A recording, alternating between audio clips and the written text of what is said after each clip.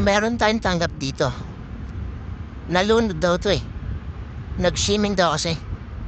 Di ko makita yung pangalan. Ayun, fossil pala to. Nag-swimming daw kasi sila, ang init. Kaya yung relo niya, nalunod. Kaya ngayon, tanggalin natin yung tubig sa bituka. Tanggalin muna natin yung spring bar. Yan, para bumuka na siya ng maayos.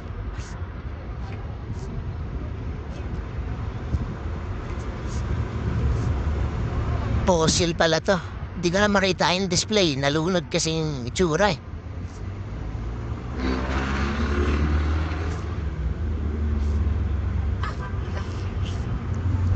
Tignan natin yung loob. Kung basang-basa o sakto lang o hindi.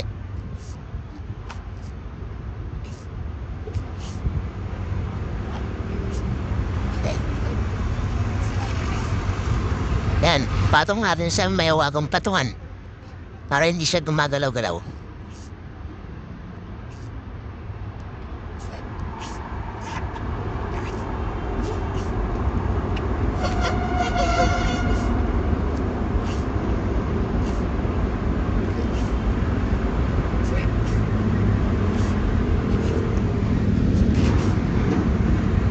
Ayun, mong yung harap lang yung nabasa. Yung likod hindi. Pero tanggalin muna natin tong crown.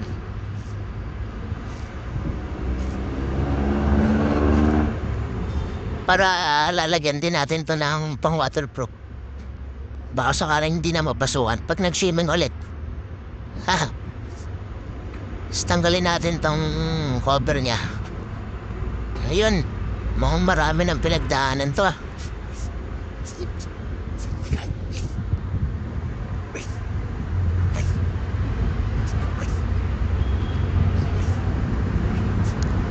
Yan, tanggal na siya. Oh, basang-basa nga ito.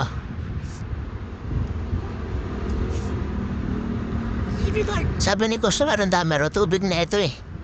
Natuyo na lang paunti-unti eh. Hanggang ngayon meron pa rin. Linisan muna natin yung salamin niya.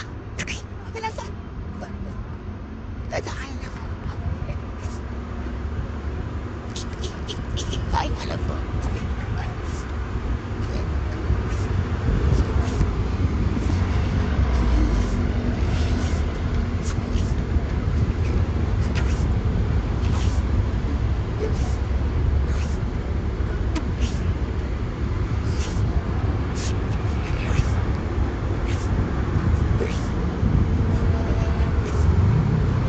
Punasan natin ng punasan ng mayas para tuyo talaga. Pati harap at likod.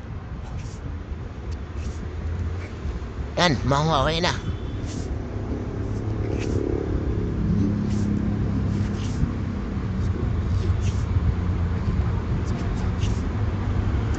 Pagtas niyan, babalik na natin yung makina.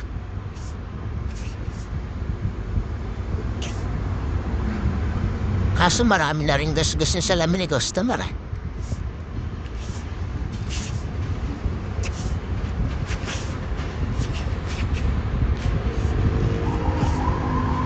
Tanggalin din natin muna yung battery. Check natin.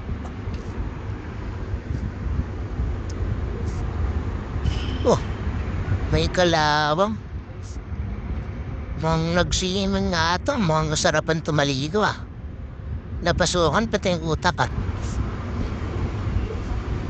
Tanggalin muna natin yung kalawang.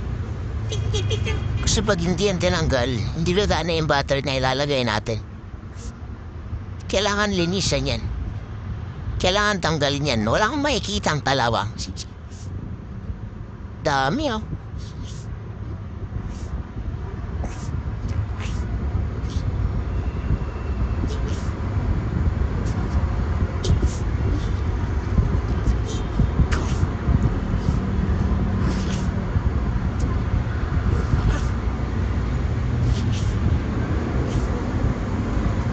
Yan, punasan natin ang cotton buds para mawala.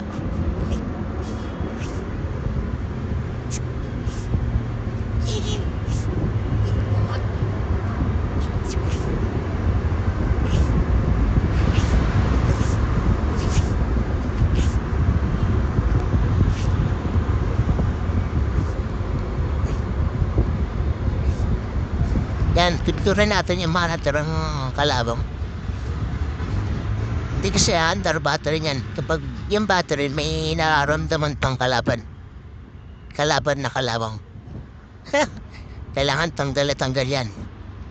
Para umandar siya ng maayos.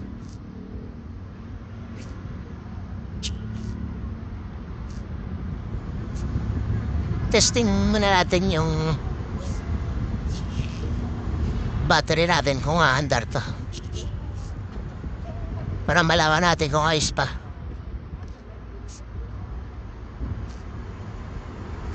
Balik na muna natin yung crown.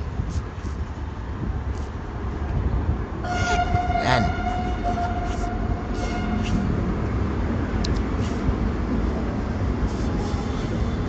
Yan, testing nga natin. Tumakbo pa. Ayos pa to. Fossil. Tanggalin natin yung testing natin. Lagyan natin ng original na battery.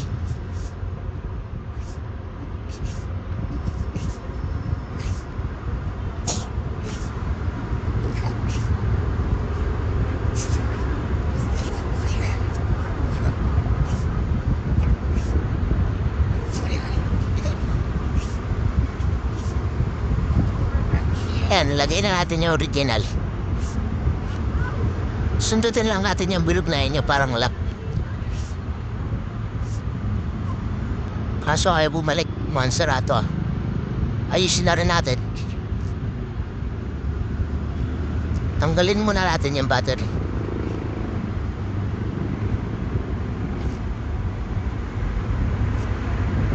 Yan, itutulak mo lang yan, dahan-dahan. O, diba? Nasobrahan. Bumalik ko. Balik natin ulit. Yan. Kailangan smooth lang.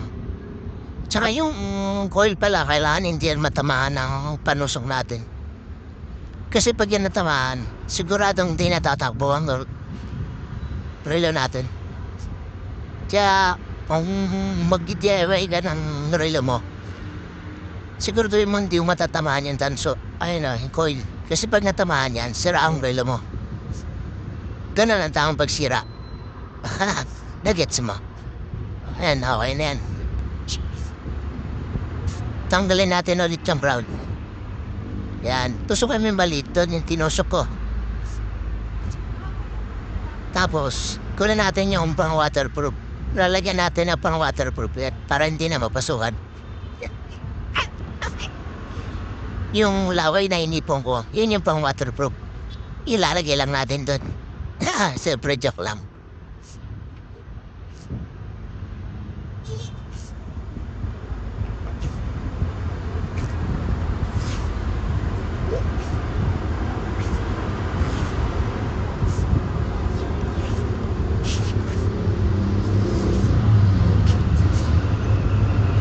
Ayan na, papayta ko sa inyo.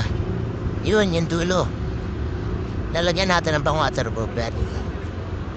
Ayun o. Ayun o, nakita mo. Malapot yan. Saan natin ibabalik? Yan, pupus mo lang dahan-dahan ulit. Huwag yun to. Baka masira naman. Lagyan na rin natin yung takip.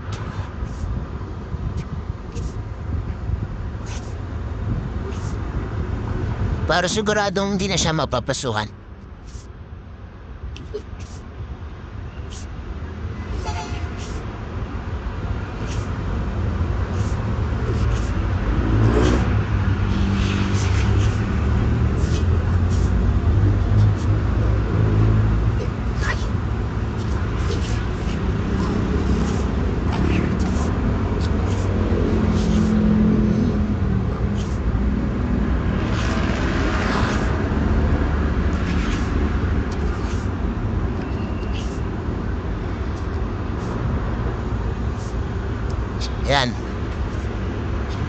Yan. Ayan lang. Tagal ng video eh. Bubalik na natin yung takip. Nakapost lang rin ako eh. Ang tagal umandar ng video eh. Dinadab lang natin to. Kasi para maayos. Makapagsalita ng maayos. Kasi pag in-offer ko yung ibang voice, sari-sari maririnig niya eh. Ayos na. Okay na. Kaya kung namin yung gano'n, dapat ko dyan.